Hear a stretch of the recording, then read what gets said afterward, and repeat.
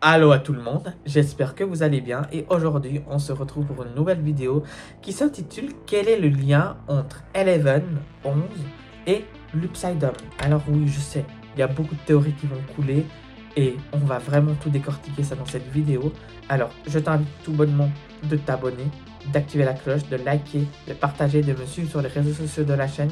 Très important, si tu veux me parler en privé sur Instagram pour me partager tes théories ou m'écrire tes théories, je le fais volontiers. L'espace commentaire est très bien pour ça, mais je t'incite aussi à le faire sur Instagram parce que là, je peux te répondre ou moins. On dit que là, tout le monde peut voir la réponse que je te donne. Alors voilà. Et sur ce, nous commençons la vidéo. Allez, c'est parti.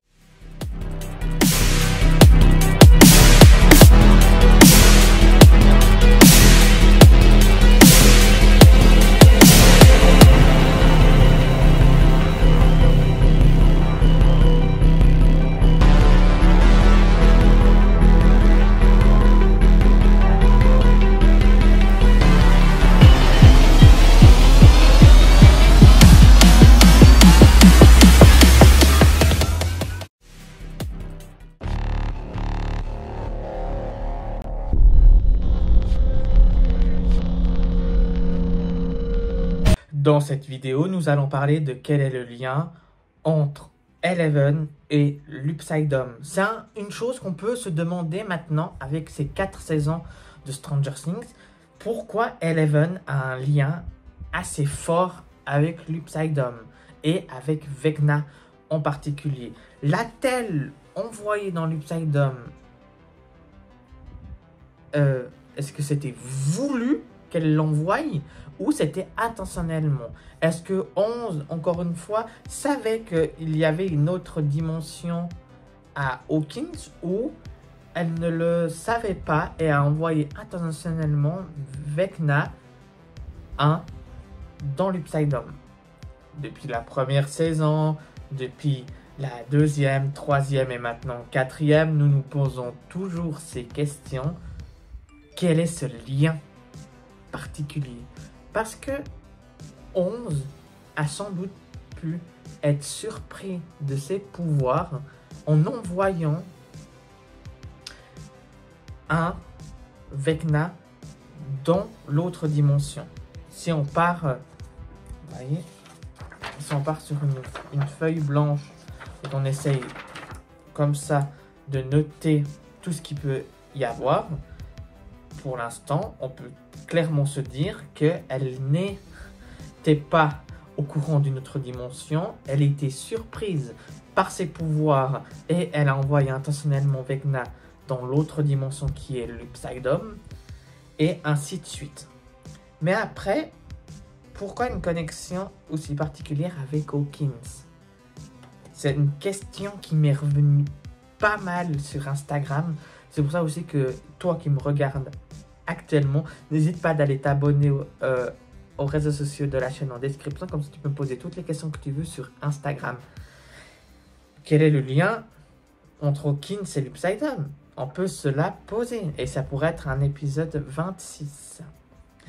Mais là, on est plus focalisé sur quel est le lien entre 11 et l'Upside-Down, tout simplement. Parce que si on note les différentes lignes comme ça, les unes après les autres, on peut se poser des graves et des grandes questions. Stranger Things est un nid à science-fiction des années 80 et on peut avoir d'énormément de questions. C'est une série qui nous plonge dans les années 80. On adore cet univers, moi-même je l'adore, mais est-ce que après il y a des liens? On parlait la semaine dernière du lien qui unissait Vecna et Will Byers, qui est une théorie qui avait très bien fonctionné dans le Stranger Things Theory épisode 3. Tu peux toujours aller le voir, c'était le début des théories Stranger Things. Et là, je l'ai un peu remasterisé pour pouvoir le ressortir, pour le remettre d'actualité. Et voilà. Mais là, encore une fois, on revient avec une vidéo, j'espère que ça va vous plaire. C'est ce lien. Ce lien, pourquoi 11 est sensible, pourquoi 11 a une forte connexion avec l'Upside-Down. Alors de base, moi, si on suit la ligne directive, regardez ça, c'est un stylo banal.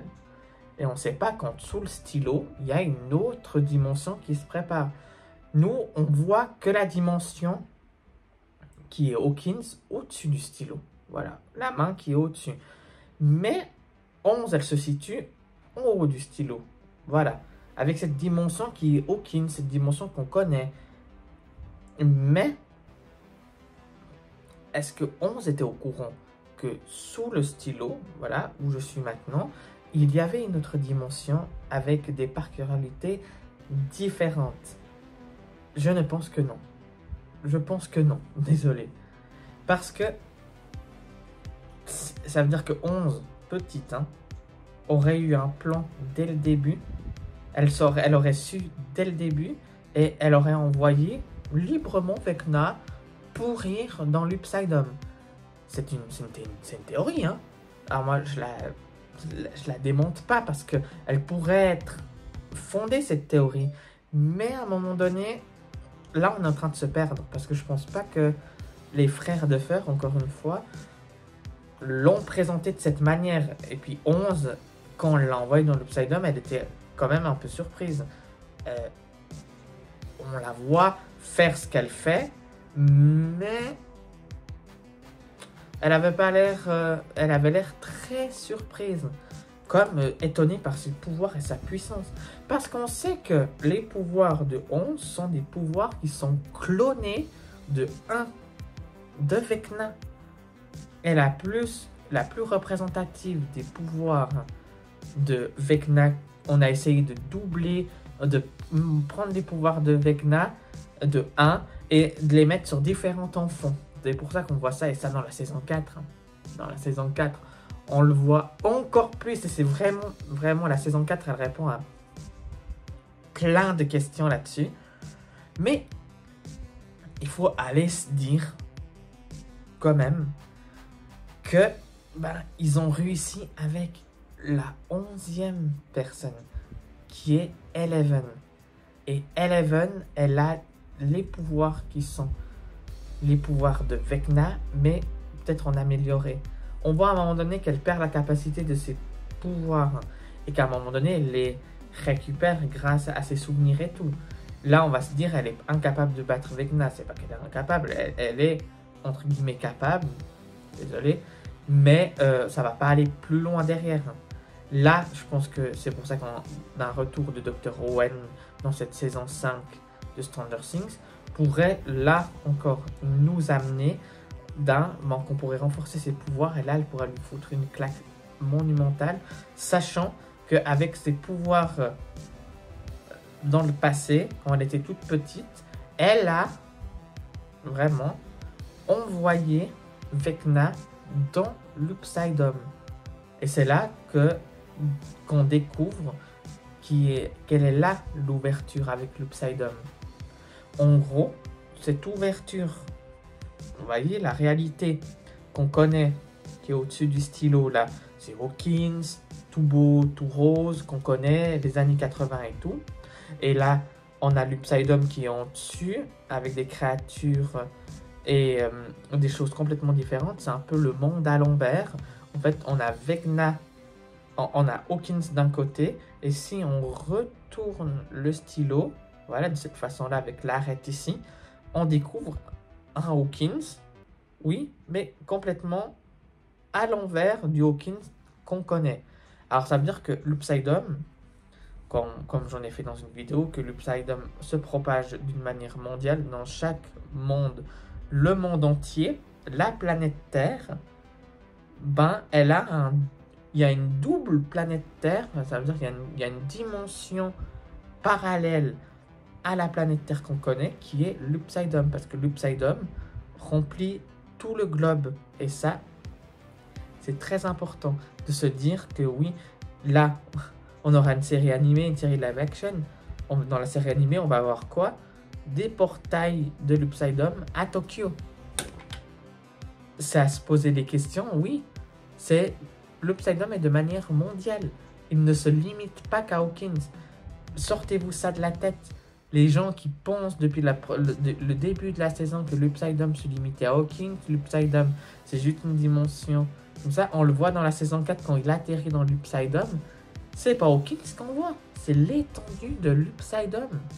L'Upside-Dom est un monde, et c'est là que je parle de world, monde complètement différent où on va s'illustrer de manière différente. Et ce monde-là va changer les molécules en choses différentes. Vecna 1 avait un corps humain et il s'est pourtant métamorphosé durant tout ça. Alors, 11 a un lien particulier avec l'Upside-Dom. Et pourquoi elle a un lien particulier avec l'Upside-Dom? Parce qu'elle a des pouvoirs similaires à ceux de Vecna, qui sont en gros des pouvoirs. Les pouvoirs de Vecna sont clonés et sont mis dans 11. Et 11 est peut-être la personne qui arrivera à le battre quand elle aura toute l'étendue de ses pouvoirs encore une fois. Mais si on s'arrête là, voilà, vous allez comprendre qu'elle a une connexion comme ça. Mais la théorie va encore plus loin. Parce qu'on peut encore se demander, encore une fois, pourquoi est-elle aussi sensible? Elle a eu une connexion avec l'Upside-Dom dès le moment qu'elle a envoyé Vecna dans l'Upside-Dom dans son enfance. Voilà. Elle a ouvert un portail dans l'Upside-Dom avec ses pouvoirs. Et c'est là que le lien entre l'Upside-Dom et 11 s'est créé. Et après, elle a toujours ce lien, en fait. Elle a toujours cette connexion avec l'Upside-Dom et elle peut défendre les créateurs de l'Upside-Dom contre elle-même. Vecna, voilà, il est envoyé dans l'Upside-Dom.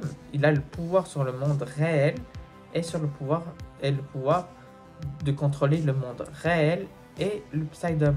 11, on peut imaginer qu'à différents endroits du monde, elle pourrait contrôler les événements qui se passent dans l'Upside-Dom, tel que le fait Vecna, vu que Vecna et 11 ont exactement les mêmes pouvoirs et ont un passif ensemble. Alors voilà mon petit résumé de théorie pour comment je pense que il y a un lien entre ces deux personnes, entre Vecna et 11, et surtout le lien qui unit l'Upside-Dom à 11. Voilà. Mais enlevez-vous, excusez-moi de le répéter, enlevez-vous de la tête que l'Upside-Dom se contente qu'à Hawkins. Voilà, que c'est Hawkins à l'envers. C'est ce qu'on nous a montré dès la première saison, oui. Mais dans la saison 4, on nous a ouvert d'autres portes, d'autres portails. Et on a pu voir l'étendue de l'Upside-Dom. Quand Vecna est arrivé dans l'Upside-Dom, il n'a pas vu Hawkins. Il a vu l'étendue de l'Upside-Dom. Là, on a une série animée qui va se passer à Tokyo qui est annoncée. Stranger Things Tokyo, à peu près. Et on va avoir 2 enfants qui vont faire face à l'Upside-Dom à Tokyo. Chaque endroit du monde a son portail qui mène à l'Upside-Dom. Parce que oui, le monde entier a une dimension parallèle sur lui-même qui représente l'Upside-Dom. L'Upside-Dom, c'est mondial. C'est pas que Hawkins.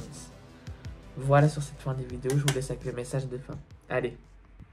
Voilà les amis, j'espère que notamment cette vidéo, elle vous a plu. J'ai pris beaucoup de plaisir à la faire. C'était vraiment sympa de vous voir, vraiment parler avec vous là-dessus. N'hésitez pas de liker, de partager, de mettre un pouce en l'air. Et puis bien sûr de t'abonner et activer la cloche pour rien louper sur la chaîne. Et suis-moi vraiment sur les réseaux sociaux de la chaîne parce que là je partage plus de news qui tombent. Et bien sûr, tu peux parler avec moi en privé sur les news de Stranger Things. Alors, je te recommande de le faire.